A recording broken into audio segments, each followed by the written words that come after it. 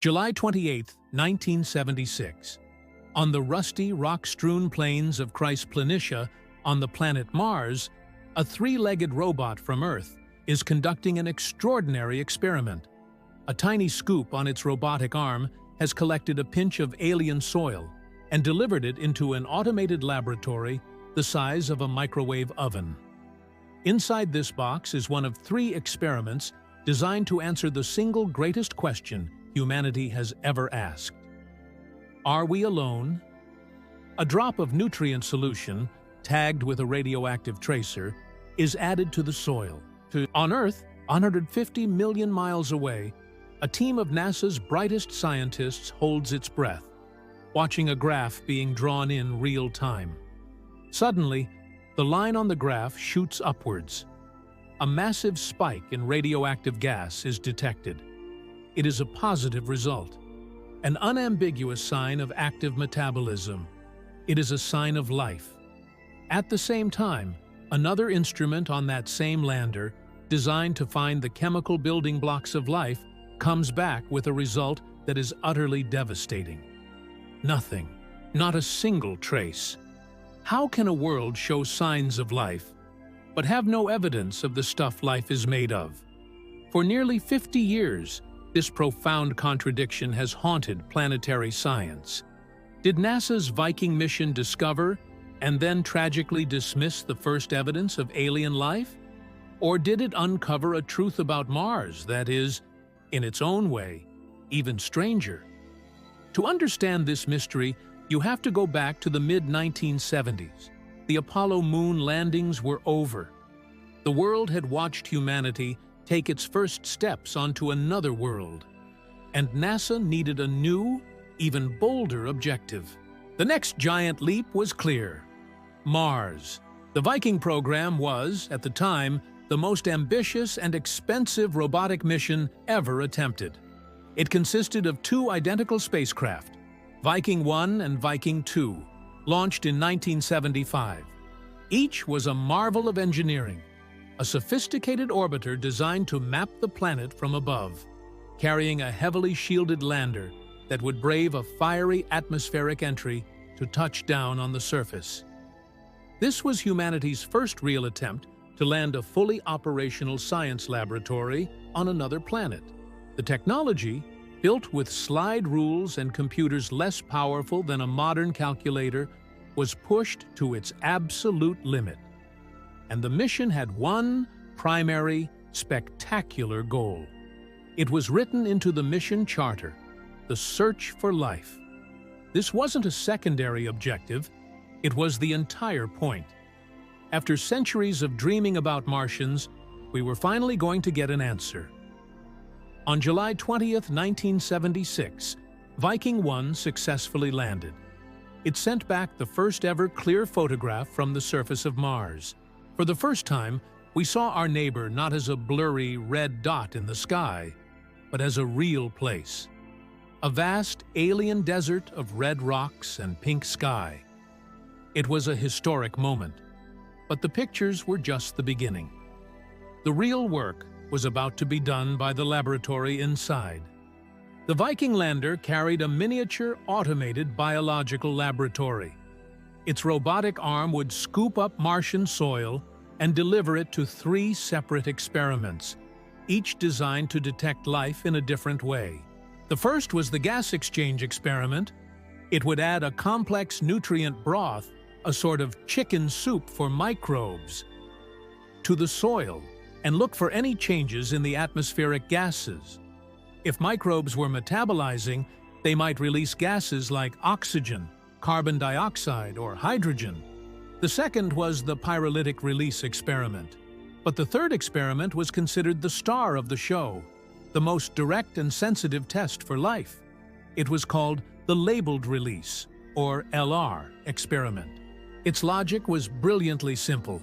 It would add a drop of simple organic nutrients, also tagged with radioactive carbon-14, to the soil.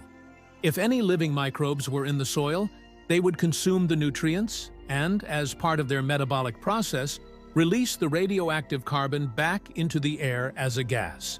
A Geiger counter positioned above the soil would then detect this radioactive exhalation. It was a direct test for active metabolism, the fundamental process of life. Back at the Jet Propulsion Laboratory in California, the scientists gathered to watch the data from the first labeled release experiment come in. What they saw was stunning. The graph showed a steep, immediate, and sustained release of radioactive gas, exactly what a positive biological result was expected to look like. The room was electric. Gilbert Levin, the principal investigator for the experiment, was convinced. This was it. This was the moment. To be sure, they ran a crucial control. They took another soil sample, heated it to 160 degrees Celsius to sterilize it, a temperature that would kill any known earthly microbe, and ran the experiment again. This time, the reaction was completely gone. This was the smoking gun. It behaved exactly as a biological sample would. When the Viking 2 lander arrived on the other side of the planet months later, it ran the same experiment. The result was the same, a clear positive signal for life. But there was a fourth critical instrument on the lander. It was called the Gas Chromatograph Mass Spectrometer, or GCMS. Its job wasn't to look for the signs of life. Its job was to find the bodies. It was designed to heat the soil and sniff for the presence of organic molecules, the carbon-based compounds that are the essential building blocks of all life as we know it. The GCMS performed its analysis, and its result created one of the greatest and most frustrating paradoxes in the history of science. It found nothing, not a single unambiguous trace of an organic molecule. This was the conundrum. The labeled release experiment was screaming life. The GCMS was screaming no life. It was like finding footprints in the sand, but being unable to find any evidence that a creature with feet had ever existed. You simply cannot have active metabolism without the organic molecules that are doing the metabolizing.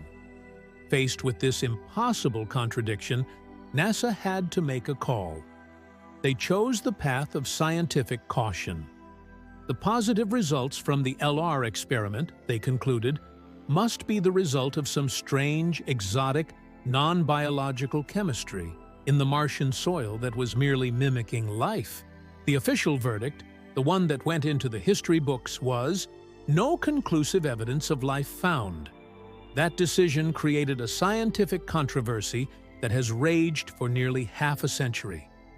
Gilbert Levin, the designer of the labeled release experiment, spent the rest of his life adamant that his experiment had discovered life and that NASA had misinterpreted the results.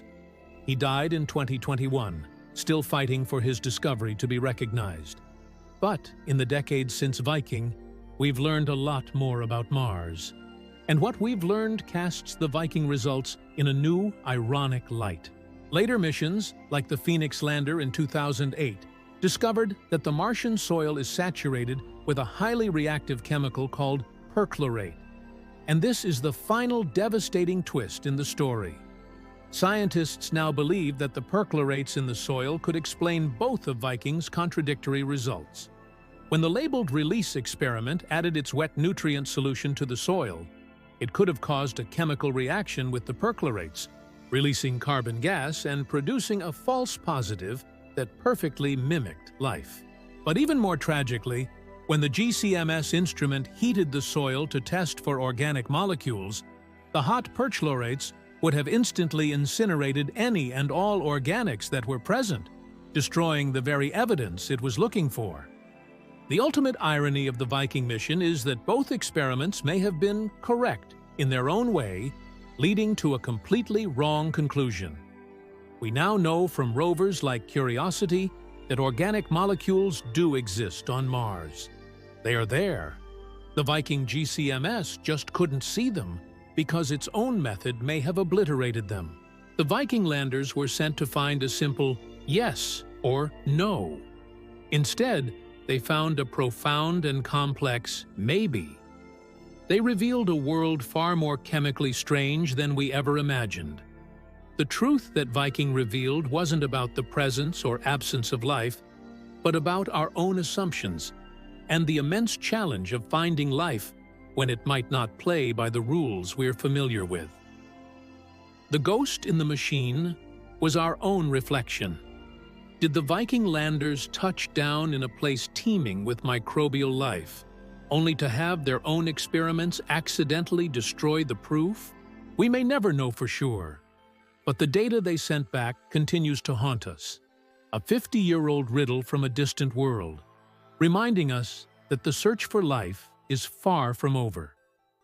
If you were captivated by the Viking mystery, you must learn about the WOW signal, the powerful, unexplained radio transmission from deep space that could be the first and only message we have ever received from an alien civilization.